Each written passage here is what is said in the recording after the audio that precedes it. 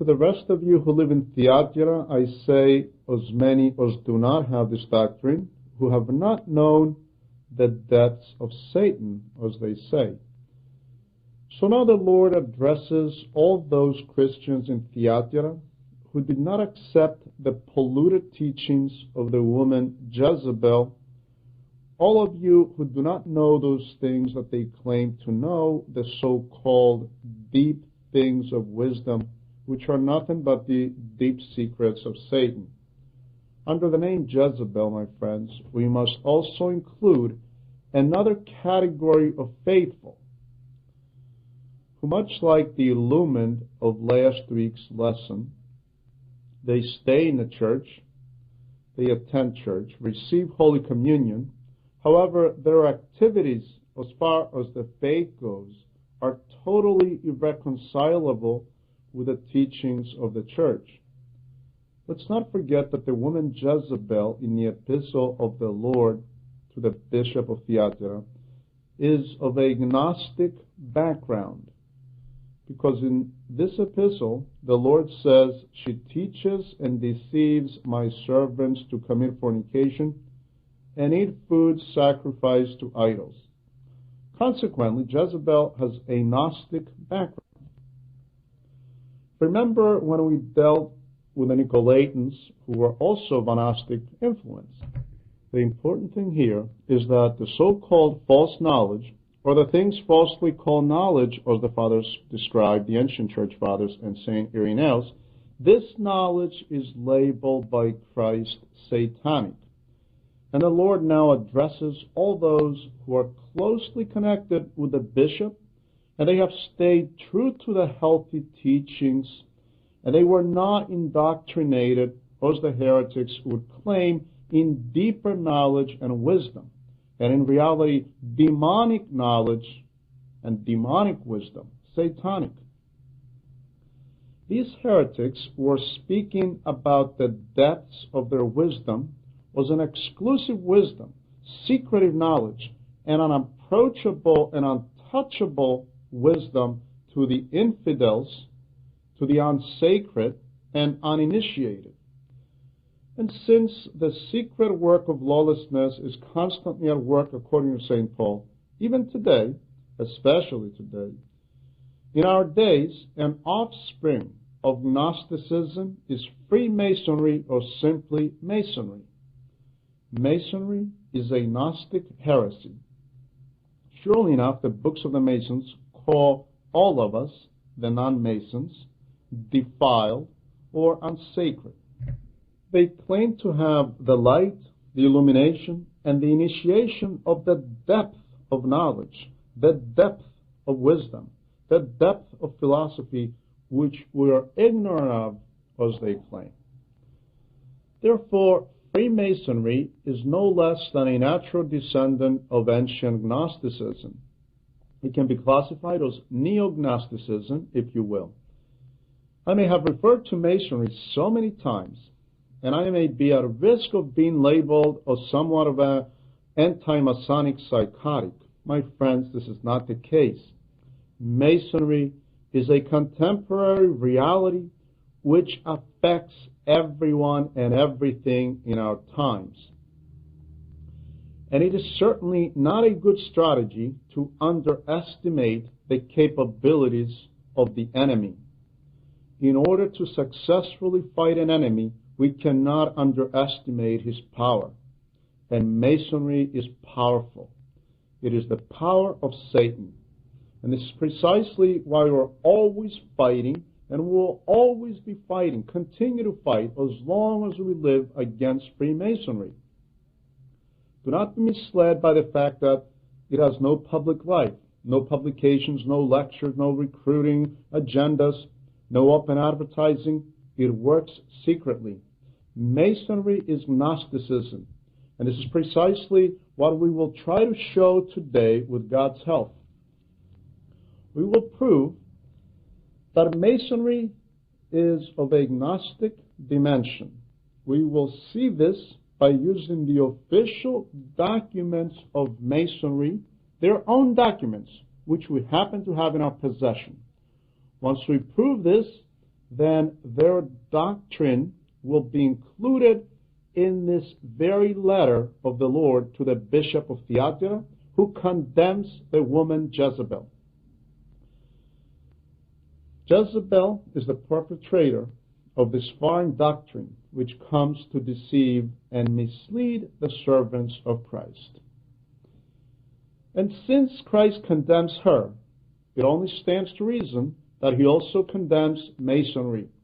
We need to prove this, and I must ask you, my friends, to give me your undivided attention to see and learn how the Masons themselves define their philosophy.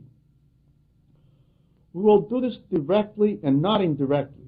Even though it is more than obvious, I repeat, Masonry is Gnosticism, and once we show this, then the case is closed.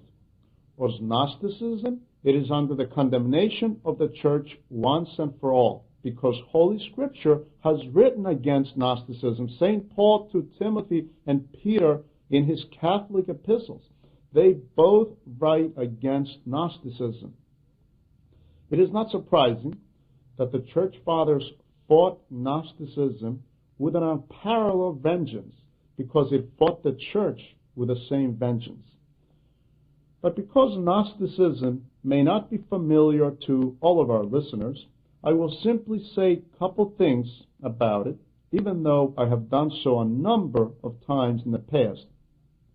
In just a few words, we could say this. In reality, Gnosticism happens to be a religious philosophy. It accepts a God, a world, and a human being. It accepts certain relations between God, the world, and men. It looks at the world with a double vision, as good and evil. So it sees good and evil in the world, and it states the good in the world must be the work of the good God, and what is evil in the world must be the work of the evil God. Consequently, God is not one, but two, or two persons. God consists of two personalities, or simply two gods. Please keep in mind that there are great variations within Gnostic philosophy, great variations, great differences between the Gnosticism of Marcion and Gnosticism of Vasiliadis, and many others, and they all have their own idiosyncrasies. But all of these different Gnostic systems maintain the basic foundation of dualism, the existence of two gods, the good God and the evil God, the good God who creates good and the evil God who creates evil. They're always in war against one another, and in the midst of this battle, man is always the unfortunate victim. Man is forever struggling to become free from the evil God. In the final analysis, Gnostics believe that man always hopes for such a deliverance. He lives within nature. In a way, he does not believe in an omnipresent God, even though he considers God invisible, but in reality, not above time or space.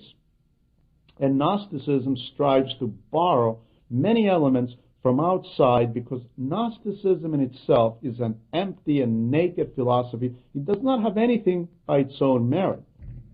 So it takes from whatever every human philosophy has to offer and whatever the mystical religions have to offer. Orphism, Eleusinian mysteries, Hermetism, the thrice grand Hermes, the Eastern mysteries, Cybele, the mysteries of Osiris and Isis. These are ancient Egyptian mysteries. It has used elements from all these. It has taken elements from Judaism and from Christianity.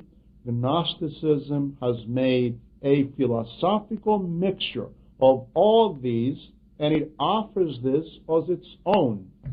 The danger behind Gnosticism is that it does not deny Christianity officially. And here's the danger. Now, if someone tells me, I don't agree with you, I deny your beliefs, you're my enemy. I understand this, and I keep my distance. However, when you hide and you don't show any denial, You move about, you exist, breathe and slither inside the church. You take Holy Communion, you attend church, but you are an enemy and estranged from the body. And here's the danger, as we will plainly see this in the Freemasons. They take Holy Communion, they may be on a parish council, they're always in church, and they will use this to their advantage. If someone would question them, they respond, yes, I'm a Mason, but I'm also a good Christian. I come to church, I take Holy Communion, I love my brothers. This is not to their advantage, but to their detriment. It is most unfortunate. This is the predicament of the woman Jezebel, who moved freely inside the church of Thyatira, and she happens to be the typology of the contemporary Gnostics and Masons, as she was for the ancient Gnostics as well. But as I promised, we will begin to expose some of their documents and their own literature, and we will notice that inside their lodges and in their booklets, a central position is reserved for the letter G, which is often placed inside a star. In the Greek lodges, the third letter of the Greek alphabet is used, the letter gamma.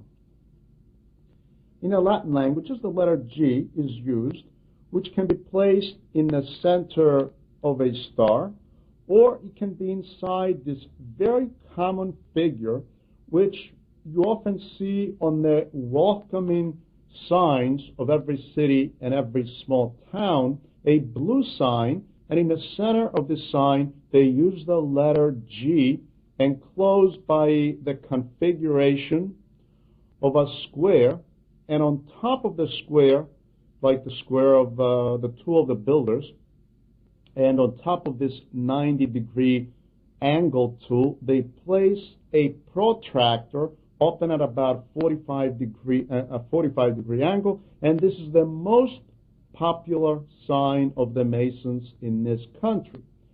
You see it on the rings of bankers, maybe, some of your attorneys, and on the lapels of judges, and also on the temples of Freemasonry as you drive around. Now, the square and the protractor are not as commonplace as we think.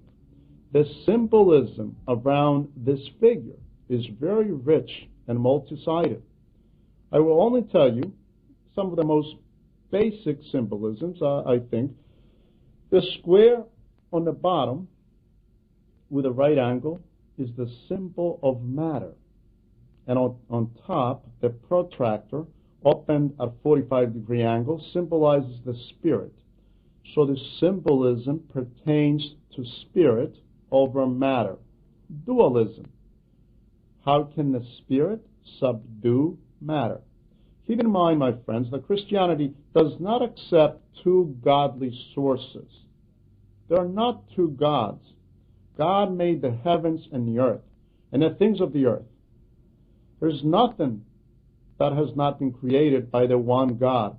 All things were made through Him, and without Him nothing was made that was made. The Word of God created everything. So it is not possible to have contradictions in the words of God. How is it possible to have good and evil work against or go against these very objects or creations of God? If evil exists in the world, this is not a consequence of dualism. It is the consequence of the interference and interaction of free-willed logical beings, the devil being the first. This explains the introduction of evil.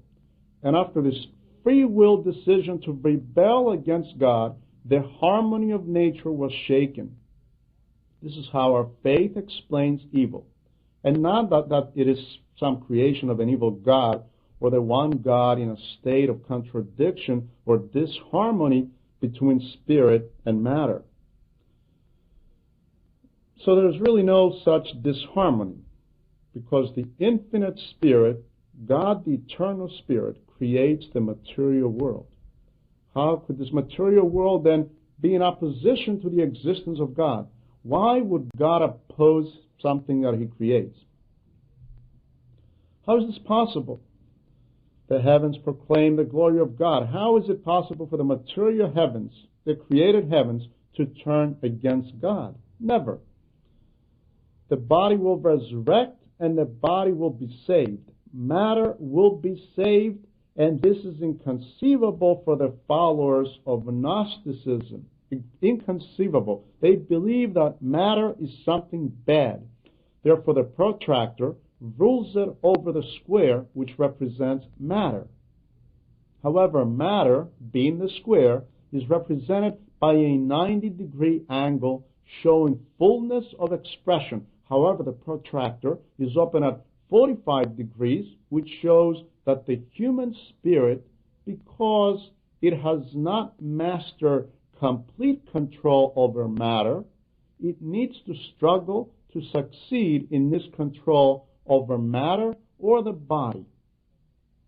Inside this configuration, full of symbolism, we have the letter G.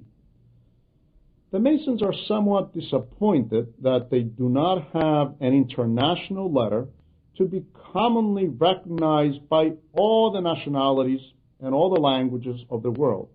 So they end up using the letter of the Latin alphabet G, since many languages have a Latin or Greek root. With the letter G, we have the name God. So this G of the Freemasonry means God. Please keep this in mind. On this, the English Mason poet Barnes writes, "This hieroglyphic brilliance, which cannot be seen by anyone else but Mason brothers." He calls this letter G a hieroglyphic brilliance. And the light shed by this letter G can only be seen by the faithful and by the brothers of Freemasonry. According to Planasenatet, this G originates from the Hermetic philosophy, which delves into magic. A prominent Mason by the name of Dalko, in one of his talks, has stated, "The letter G, which decorates the lodges, does not only express the name of the great architect of the universe, the God of Masons, but at the same time it also expresses the science of geometry." According to Lenhoff and Posner, the meaning of this Masonic G is God, geometry, generation, and gnosis.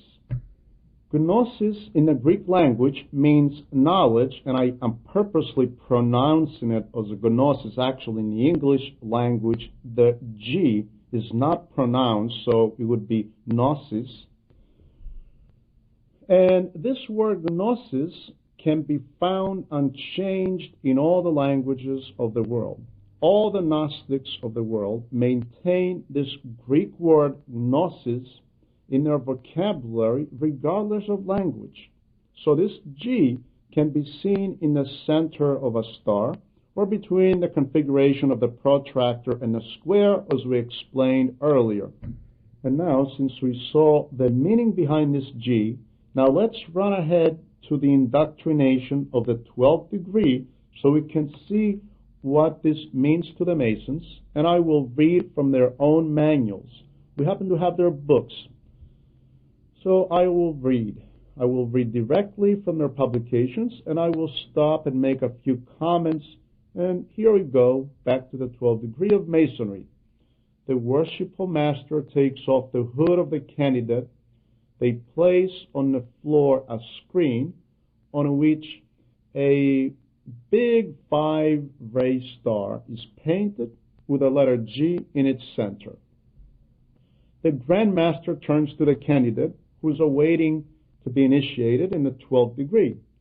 The candidate is called by a symbolic name called Moaban. This is not a permanent name, but only symbolic, standard for this 12th degree initiation. So Moaban, in order to prove to us that you have gained full understanding of our teachings, tell us what is the meaning of this mysterious letter, or what is the meaning of the G inside the star in front of you. The Moaban, or the candidate, answers, geometry, generation. The Grand Master replies, very well, but be informed that it also means gnosis. You answer well, but I would like to add to what you said. It also means gnosis. And now the manual proceeds to give a full and quite lengthy explanation of the doctrine of Gnostics. And the Grand Master explains some of the main points to the candidate about this concept of gnosis. We will only touch on a few of the points that the Grand Master presents to the candidate. And I read, Gnosticism, my great and beloved brother, is the sum of some teachings which played a great role in the spiritual and ethical history of humanity. The word gnosis, a Greek word, must be understood to mean the opposite of faith. Pay attention here. During the first centuries of human ignorance, the Gnostics came forth as great and worthy developers and cultivators of progress. The object of faith was dogma from revelation, along with a number of supposedly historical events. In a nutshell, all this represented the false knowledge of the Christian masses. On the contrary, gnosis was only for the elect few. The purpose of this was the research and the inquisition of the prevailing ideas, including their initial beginning and the formation of the new philosophy. Please allow me to make a comment here on this particular point. Gnosis, they say, comes to turn against the faith established by revelation of supposedly historical events. Do you know, my fellow Christians, what they are referring to here? By supposedly historical events, the Freemasons mean the incarnation, the crucifixion, and the resurrection of Christ. He calls them supposedly historical. So with the Old Testament, we have some events like the revelation of God on Mount Sinai and the prophets. With the New Testament, we have a revelation of a number of subjects which can become known and understood only through the element of faith. Here the Grand Master says, we are opposed to this. We do not want the factor faith. We only want the factor gnosis. Those of you who can understand, before I proceed, hopefully can see how demonized these people are. We have the exact approach used by the devil, the ancient serpent, the thrice cursed devil. He told Eve, your eyes will be open and you will have knowledge. Up to this point, Adam and Eve were grounded on faith, on what God told them. You will not eat from that fruit, and that's final. They believed it, and the subject was closed. Now the devil comes to influence them to reject this foundation of faith by the slanderous remark, God told you this because he's jealous of you, because he does not want you to become gods. And when you taste this fruit, then you will no longer need faith, but you will have knowledge. Your eyes will be open. Doesn't the Holy Scripture says your eyes shall be open and you will know good from evil? Do you see who is the one who rejects faith and introduces this new knowledge? The devil. This is extremely clear. This very thing, the preference of knowledge over faith, this always existed. But in these latter centuries, after the Middle Ages, and in our days, this is called rationalism. And rationalism demands that for something to be accepted, it must be understood. Or unless my mind understands something, I cannot accept it. This is it. So faith is not useful to me. I only need knowledge. I will accept whatever I can observe and understand by my own mind. But this is preposterous. How is it possible to reject the existence of anything only because I cannot understand it? There are so many things that we do not understand, so many physical phenomena And this is even more true in the spiritual and metaphysical areas. Some of these things will never be understood by the small brain matter of men. And I continue, and furthermore, Gnosticism claims that the purpose of this knowledge was the research and the study of the prevailing ideologies, including their initial beginning and the constitution of new philosophies. It may help to know that Gnosticism preceded Christianity by 3 centuries, and it stayed at its greatest peak for another 3 centuries after Christ, and its last remnants remain up until the 6th century. But in reality, Gnosticism lives on. It lives through Freemasonry. However, the Gnostics were claiming that they have the new philosophy. The philosophy that they proclaimed did not go unnoticed by St. Paul, who got a hold of it and gave them the answer. Listen how St. Paul answers the Gnostic philosophers. St. Paul addresses this issue in his epistle to the Colossians. Listen to what he says, and now you may be able to understand the meaning of this verse. Colossians chapter 2, verse 8. Be aware lest anyone cheat you through philosophy and empty deceit, according to the traditions of men, according to the basic principles of the world, and not according to Christ. You see this? Be aware that no one influences you and takes you off course through philosophy. What philosophy? What type of philosophy? Gnosticism. This is the philosophy spelled out by St. Paul. What does he call this philosophy of Gnosticism? Empty deceit. In reality, my friends, Masonry as well is an empty megalomania, empty to the bone, totally empty, and according to traditions of men.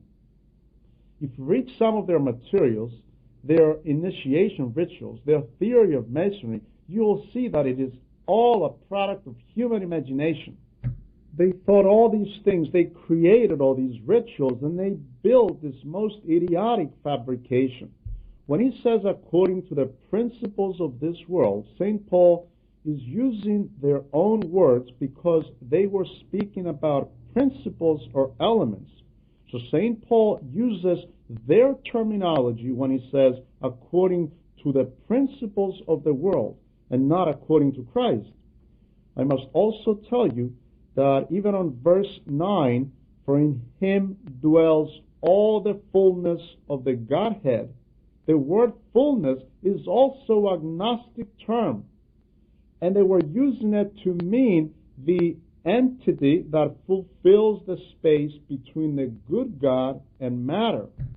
The fullness of the space between the good God and matter was fulfilled by 30 different gods. The first God was the good God and the creator of spirits, while the 30th God was the creator of matter. This 30-God span or hierarchy they called fullness.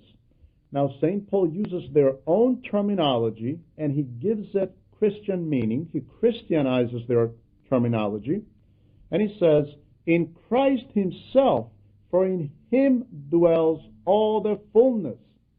There are no intermediate gods between some good God and an evil God. Christ is all. Christ is everything. Christ is the fullness, St. Paul says. The fullness of godliness. There are no other gods. The fullness of godliness bodily. He became man. Now, do you see how St. Paul answers the Gnostics of his day? If St. Paul would be living today, but then again, St. Paul is here with us in his epistles. He would be saying the same things about the phenomenon of the Masons, and his spirit would grieve seeing that baptized Christians fall prey to the Masonic lodges. And now we continue with the instruction manual of the 12th degree of the Masons. The teacher continues to instruct the initiate, the unfortunate initiate, I should say. The struggle between the simple Christians and the Gnostics started immediately. The Gnostics were powerful. due to the spiritual superiority. As you can see, they thought very highly of themselves. They had this air of superiority, and even to this day, the Masons consider us as profane and impious and unsacred. However, when they refer to a spiritual superiority, they are referring to their deep things, the deep things that the Lord grants and reveals as satanic. And the teacher at the lodge continues, therefore, the simple minds needed to fall victims to the acts of this hateful, strange religion, and here they mean Christianity, an enemy of the free research, the free researchers, and these are the people of knowledge. By the way, don't forget that the lodges are called workshops, and in these workshops, the philosophical studies and research take place. By the way, the word Mason can be deceiving. Don't think for a second that the Masons in their lodges, they have building tools, hammers, chisels, nails, vice grips, and the like. The teacher continuing his initiation says, and pay attention here, the most significant characteristic of Gnosticism is the doctrine of a two-person God. To the Gnostic, God has two persons. This knowledge takes into consideration two origins, good and evil, or better yet, spirit and matter, another expression by which these two persons or origins reveal themselves. So godliness has two forms. We could visualize a body with two faces, one good and one evil, somewhat of a two-faced God, or two gods. According to Gnostic thought, the teacher continues, God is a supernatural being, invisible, and made manifest by two totally opposite qualities. One of these two qualities or faculties, the creator or the architect of the universe, created the earth and fashioned men. Unfortunately, the other faculty also took part in this creation, and the other faculty of godliness, an enemy of the source of good. And why is that? Gnosticism does not give any explanation. It has no answers. It simply limits itself to the acknowledgement of this unquestionable fact, unquestionable to them, being that good and evil coexist in nature, and therefore the second participates in the creation of the world. Truly, my friends, Gnosticism has never succeeded to solve the problem of the source of good and evil. And this is true. They don't know how to approach it. They cannot answer it, so they don't answer it at all. Do you see how and why they fabricate all these myths to try to explain a few things? And the teacher continues, but the Gnostics hoped, and the Freemasons after them also hoped, so here the Masons call themselves the natural descendants of the ancient Gnostics. So here this is very obvious. There's no room for doubt whatsoever. So the Freemasons hope that a higher spirit will free humanity someday from the yoke of matter. So the Masons do not believe that Christ is our deliverer, but Christ did not come to deliver us from matter. And here comes the knockout punch to the Gnostics. God is not opposed to matter or the body, but the eternal spirit became matter. He took on a human body. He became man, and he came to save and deliver this matter, and not to deliver us from matter. Do you see now, my friends, the destructive positions of these heresies? Yesterday, I was listening to a religious program on the radio between 7 and 7:30 at night, and at some point, I only listened for about 5 minutes. At some point towards the end, one of the commentators who was speaking about funeral services and souls and the place of the soul. And he happened to mention that the souls go back to their original place where they came from. What place? And where is this soul-centered place that emails souls back and forth? This is an ancient Greek delusion. This is a Platonic falsehood. Souls do not pre-exist. But what can someone say in this world of terrible delusion? So getting back to the Masonic ritual, the Masons hope for a higher and superior spirit to free humanity from the yoke of matter. And this hope is a simple hope or a feeling of progress. Hopefully the future will give the answer to this question. However, progress, this slow influence of the Spirit, which will save humanity, must be helped by the human effort, and especially from the Masons. Regardless of what the Christian leaders say, popes and patriarchs, that is, Gnosis was never a heresy, but the philosophy of Christianity is a heresy. This is terrible. They call Christianity a heretical philosophy. If Gnosis did not live on, at least it was instrumental in the deterioration of the other religions, on the tombs of which Christianity founded its dynasty. And from this we see the hope of the Masons or Neo-Gnostics, their hope to destroy all religions and especially Christianity and Orthodoxy. And the teacher continues his initiation. Gnosis, or knowledge, came at a time of a universal collapse of beliefs and ideas. This is true. It did well with the polytheists and idolaters. It stated to them that you no longer have a philosophy of religion. You're only left with mythology and skepticism. So Gnosticism rendered these systems useless. To the Jews, it taught their revelation is incomplete, since it only springs forth from only the one divine person, being the work of a single source. So you don't know the ultimate being, and you don't know how to interpret his law. A proof of this serves the fact that you are still awaiting a Messiah to deliver you from your estranged and deteriorated civilization. Simply put, since you speak about one God, your revelation is incomplete, because God is also the evil God. The proof of the existence of the evil God is that you are expecting a Savior to save you from evil. What evil? Nature. Do you see how they place their thoughts? Now, to the Christians, Gnosis was saying, your leader was the highest manifestation of genius. This is true. But the apostles did not understand his teachings, and their disciples altered their writings, which were left to them. Therefore, Christianity is useless because it does not represent what Christ taught.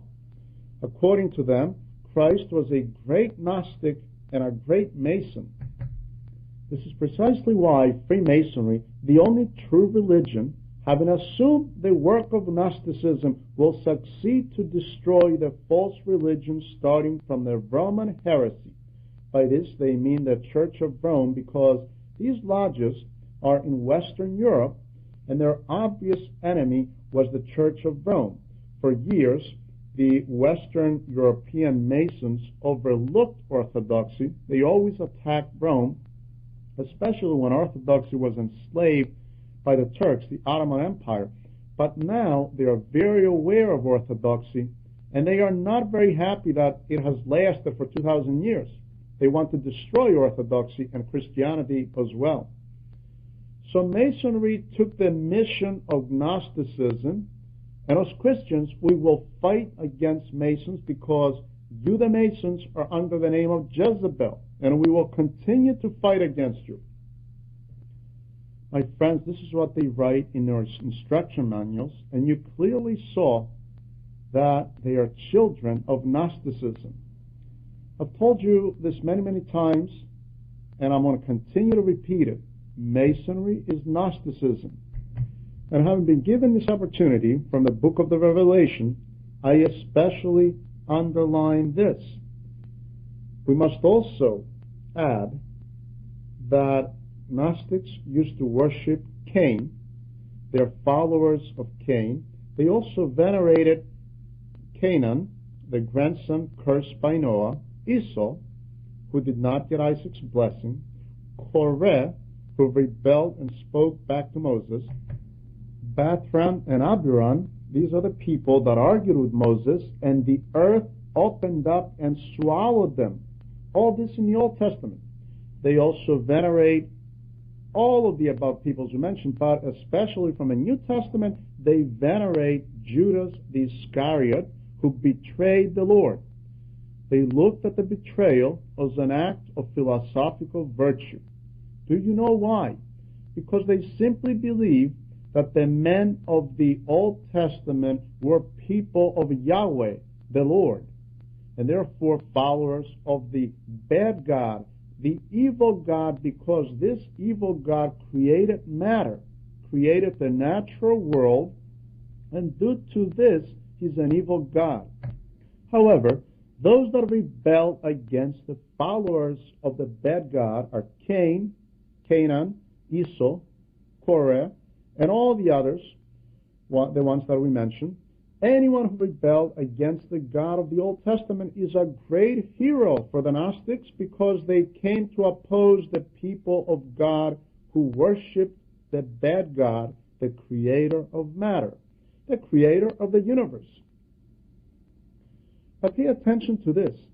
Cain is the father of civilization in the Old Testament, and this is their boast, their pride and joy. The Masons love Cain because he's the man who venture out to search and gain knowledge, civilization, where Abel and Seth were losers. They were halvadas, as we say in Greek. The Masons don't want them because they are people of faith. Do you understand now the concept, knowledge versus faith? Knowledge turns against faith. But Christ introduced faith, and Judas, by his betrayal, wanted to kill this phenomenon of faith.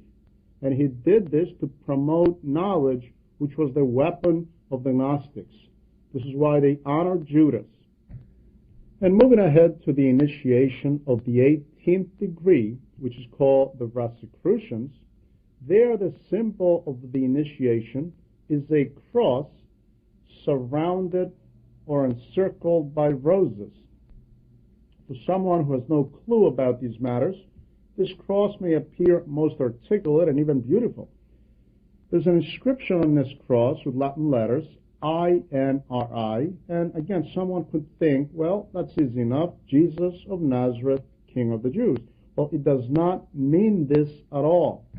For those outside of Masonry, maybe, but not for the Masonic disciples.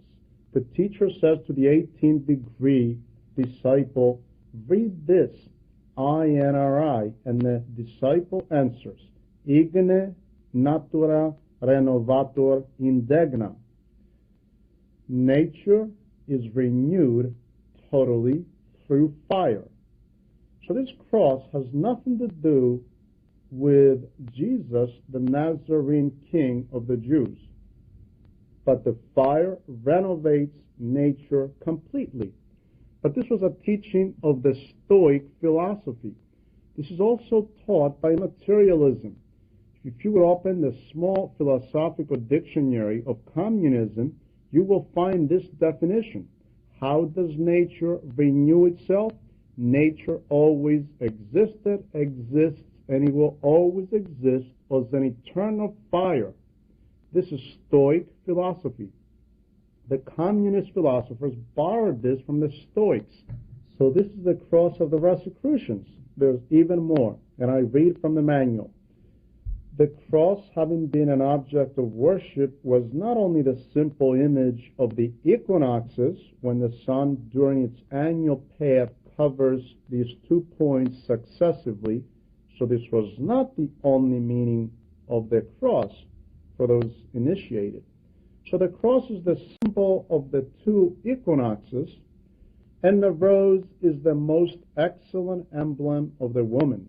It symbolizes the woman, and as the cross symbolizes masculinity or the sun, the rose symbolizes the woman. The cross on Sara, the Egyptian cross, use those jewelry quite often in our days. This cross is like the letter T, lowercase t, and a circle. It has a circle on top. These are the reproductive organs of men. Forgive me, but that's what the Egyptian cross symbolizes. So the cross, according to the Masons, is the symbol of masculinity, or the symbol of the sun, which fertilizes the earth. Osiris was the sun, and Isis, the goddess earth. So the earth is fertilized by the sun and gives birth to Oran, or men. And this is Egyptian idolatry. This is the cross of the Rosicrucians, which symbolizes masculinity, or the sun, in all its dynamics. The combination of these two symbols, cross and rose, express the union of the sexes, which is the symbol of the universal renaissance or rebirth. Do you remember about the letter G being Genesis, or generation, along with geometry and God? Well, this is what it means. So they have nothing to do with the cross of Christ. Leo Taxil, in his book Masonry, page 238, writes, "My friends, Masonry is Gnosticism beyond a shadow of a doubt." And this is most clear. This is not surprising, then, that the ancient Gnostics worshipped Cain and the ancient serpent. So today's contemporary Masons worship Satan. This is not surprising, but the Masons come and prove us wrong. They worship Satan, and Christ reveals this to us. The Gnostics, according to Leo Taxil, along with today's Masons, recognized as the beginning of good Lucifer, the devil, and as beginning of all evil, Sabaoth. Therefore, the God of the Old Testament is the bad God. He introduced evil by creating matter. The devil, Lucifer, is the good spirit, the good God. Isn't it shocking? And thus, they have this prayer for the devil. "Come, Lucifer, come. You who the priests slander, come. Come so we can embrace you to hold you tight in our arms. We know you for a long time, and you also know us before a long time as well. In the darkened eyes of the plain masses, your works do not always look beautiful. Your works don't always look good. All you blessed of our hearts. But only these can explain the laws of the universe. Without your works, O Satan, the universe would be nonsensical. Only you revitalize, only you produce work, only you refine the commonwealth. You seal virtue. To you belongs the beginning. To you belongs the throne. You, O Adonai, Adonai is our God, the God of the Old Testament, and they turn against him. You, O Adonai, God of plunder and God of injustice, we deny you. You hate science, but we prevailed and possess science in spite of you. You hate happiness, but we will earn it through science in spite of you. Each one of our progresses is a triumph under which your divinity is. Spirit of lies and delusion, your kingdom is over. Seek victims among the animals. You already have been destroyed and deteriorated. Your name, which up to now was the last word of the wise, the authority of the judge with the oaths, the power of the rulers, the hope of the poor, the refuge of the penitent, the evildoer, your name, which is unutterable for us, from now on, it will bring the scorn and the anathema of men. It will be raised, and it will be progressively forgotten. It will remain as the synonym of hypocrisy, lies, superstition, tyranny and misery. Only the devil can talk like this. These people are really demon-possessed, as you can see.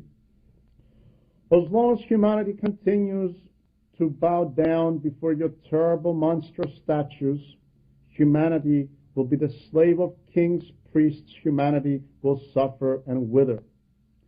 This is why the three virtues, the motto of the French Revolution, liberty, equality, and brotherhood, has been said to be of Masonic origin. As long as men will swear in your hateful name, the breaking of the oaths will be the foundation of society. Go away, get lost, O executioner of our logic, menace of our conscience. And here Leo Taxil adds that the Masons of the 33rd degree kneel in front of Baphomet, a statue of Satan, who is raised above the altar. And he's none other than the great architect of the universe.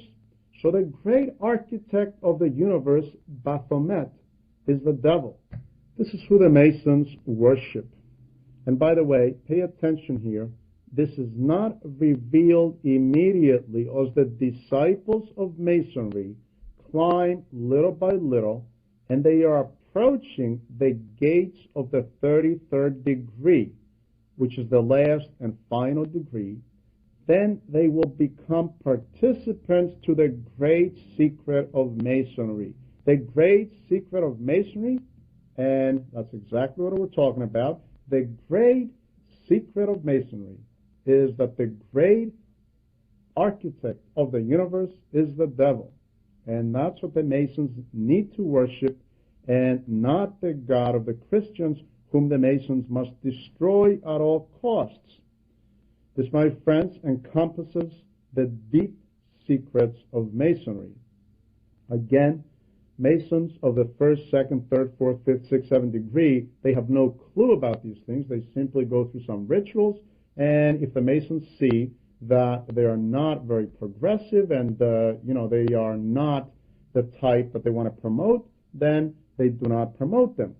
Once again, the deep secrets of Masonry is the worship of the devil and the persecution and the humiliation of the holy triune God of the Christians.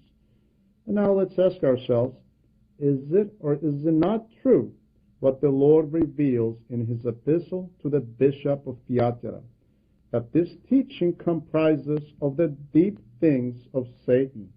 This is precisely why we dealt with Gnosticism and Masonry, and especially since Masons circulate very freely in our church, especially here in the U.S. They become council members, they join the ranks of the priesthood, and I better not say anything more. But my friends, our time is up, and I will close with a couple thoughts. Today, we celebrate the feast day of our holy orthodoxy, and we must come to the realization that we are dealing with a monstrous enemy, Masonry, a great enemy indeed. Please open your eyes. The ancient fathers of the church turned against Gnosticism with all their might. Today, we must turn against Freemasonry, the newer manifestation of Gnosticism. In this, we receive much help from the Holy Script of the book of the Revelation and the revealing statement of the Lord that we are dealing with the depths of Satan. My friends, we should be horrified in the midst of these realities. We must also add that in the event that some uninformed people found themselves in the tantalizing web of Masonry, either out of ignorance or delusion or out of financial need, we are called to ask them and all those future victims to flee quickly from the lodge. We need to help these deluded souls by all means. But the faithful must watch as well. The faithful should not be shaken when these enemies of the church strive with every method to influence people and push their will on the church. The Lord, as the sender of the last epistle to Pergamos, declares, These things says he who has the sharp two-edged sword. And he foretells and warns his enemies, the Satanists, repent, or else I am coming to you quickly, and I will fight against them with the sword of my mouth. These are the same words that St. Paul writes for the coming of the Antichrist and his name and the lawless one, because Masonry is a forerunner of the Antichrist, whom the Lord will consume with the breath of his mouth and destroy with the brightness of his coming. My friends, Satan is real and is working full time. He's working with the most horrible means against the Church of Christ, and especially the Orthodox Church. Let's not forget that Satan has his residence and his throne here on earth. Let's not forget that Satan has his synagogue. Let's not forget that Satan has the deep things of his maliciousness. Knowing all this, let's stand well, let's keep sober and vigilant.